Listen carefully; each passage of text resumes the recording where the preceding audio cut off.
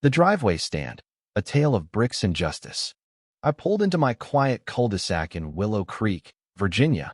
After a grueling 14-hour shift at the hospital, my eyes burning from exhaustion and my stomach growling from a skipped lunch. All I wanted was to park, check on my dad, and collapse into bed. But as my headlights swept across my property, I froze.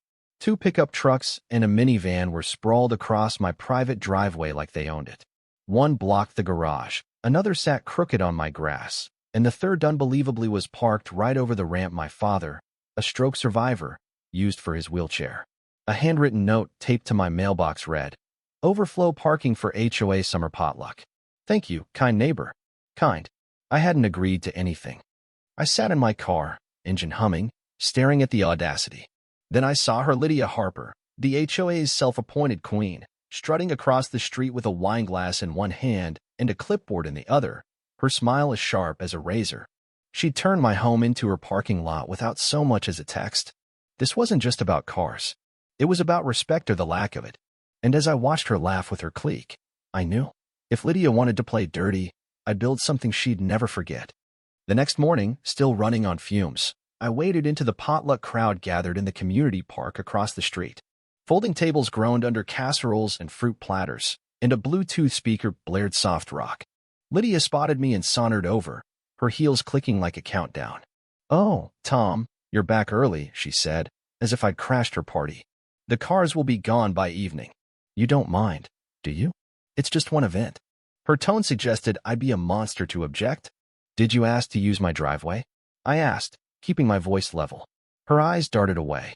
"Well, per the HOA guidelines, driveways are considered shared access zones for community events."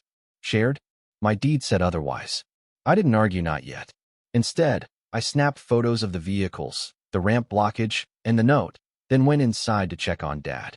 He was in his armchair, staring out the window, unable to take his usual stroll through the garden because of Lydia's stunt. "It's fine, Tom," he said quietly. But it wasn't. Lydia had crossed a line, and I wasn't going to let it slide.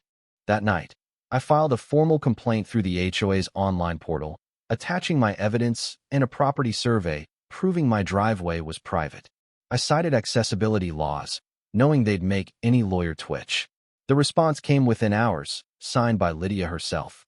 She regretted any inconvenience, but claimed the parking fell under a community goodwill clause, dismissing my complaint as unneighborly. The kicker? She invited me to the next HOA meeting to discuss how we can better collaborate. The nerve. I called her the next day, asking why she hadn't reached out before turning my yard into a lot. Her reply? "You're always so private, Tom. I figured you wouldn't care." As if my silence was an invitation. Then I noticed something worse. My driveway had been marked with neon chalk arrows and the words "event parking" in bold letters.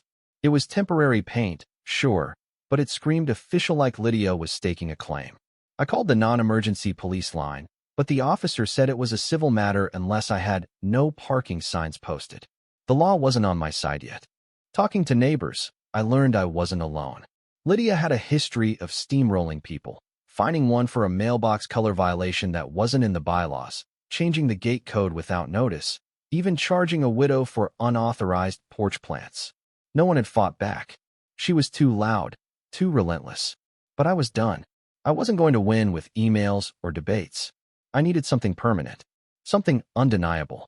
I called my old friend Mike, who owned a masonry business in Richmond. Over beers, I laid out my plan. A legal, decorative brick wall across my driveway's entrance waist-high, code-compliant, impossible to drive over. Mike grinned. "You want revenge? That looks pretty. I'm in." We'd file it as a landscaping project, call it a border garden, with solar lights for charm.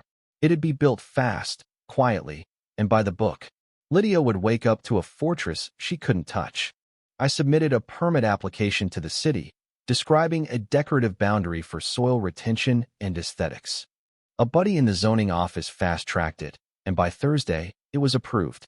Using my side gig's business license, I ordered 600 bricks and mortar, delivered Friday night via a discreet flatbed truck that backed into my alley. Lydia almost caught mesh strolled by that afternoon, fishing with a fake smile. "Heard someone's ordering construction supplies," she said. I shrugged. "Probably the folks on Elm Street. Their yard's a mess." She didn't buy it, but she had no proof. At 3 a.m. Saturday, Mike and his crew arrived, working by headlamps. No noise, no fuss, just bricks stacking up like a silent rebellion. By dawn, a 3-foot wall stretched across my driveway, clean and elegant, with solar lights glowing like a crown. It was perfect. When Lydia's potluck guests rolled in at 8 a.m., the chaos was instant. Horns honked, drivers circled, and Lydia stormed over in a floral dress, apoplectic. "What is this?" she shrieked, jabbing a finger at the wall. I handed her my laminated permit. "It's a landscaping feature. Fully legal." Her face turned beet red. She rallied the HOA board for an emergency meeting on her lawn, waving her phone like a gavel. But the tide was turning. A board member, a retired contractor named Ed, inspected the wall, checked its alignment with a level, and nodded. "Solid work. Helps with runoff, too." He shook my hand and left Lydia fuming. By evening, she'd posted a rant on the neighborhood app, accusing me of sabotaging community spirit. The comments weren't kind. "It's his land," one read. "Lydia, remember when you fined me for my dog's bark?" Another quipped. The wall was a hit. Then came the fake letter. Monday morning, an envelope marked "Urgent" legal action appeared on my door. It was from Crawford & Sons Law, claiming my wall violated shared space rules and demanding its removal within 48 hours or face fines and a lawsuit. The letterhead looked professional, but the phone number led to a generic voicemail, and a quick search showed no such firm existed. I called a lawyer friend, who laughed. "This is word template garbage. She's bluffing." Lydia had forged it, banking on my fear. I didn't flinch. Instead, I dug deeper. Neighbors shared stories, fake fines for unapproved holiday lights, a forged notice demanding payment for non-existent dues. Lydia's playbook was clear: intimidate and hope no one pushed back. I contacted the county's HOA oversight board, submitting her fake letter and neighbor testimonies. They promised an investigation.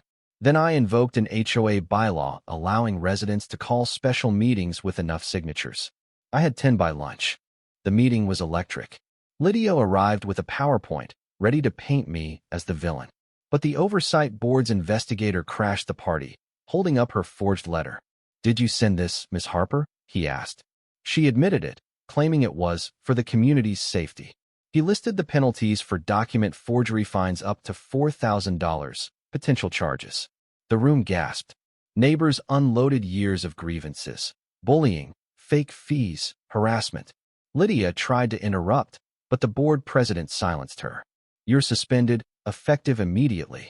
Cheers erupted. The audit that followed was brutal. Lydia had siphoned $2,800 in HOA funds for personal purchases: patio furniture, string lights, a fountain disguised as community upgrades. She was banned from HOA rolls for life and ordered to repay the money or face a lawsuit. Her house hit the market a week later. The night before the for sale sign went up, my security camera caught her dumping a bag of fertilizer near my Fincia Petty farewell. I posted the clip online with the caption, "Lydia's parting gift." It went viral locally, complete with meme edits and stink cloud graphics. She was fined $150 for littering and vanished by month's end. The neighborhood exhaled. Kids biked freely, and the community app buzzed with potluck plans and book swaps.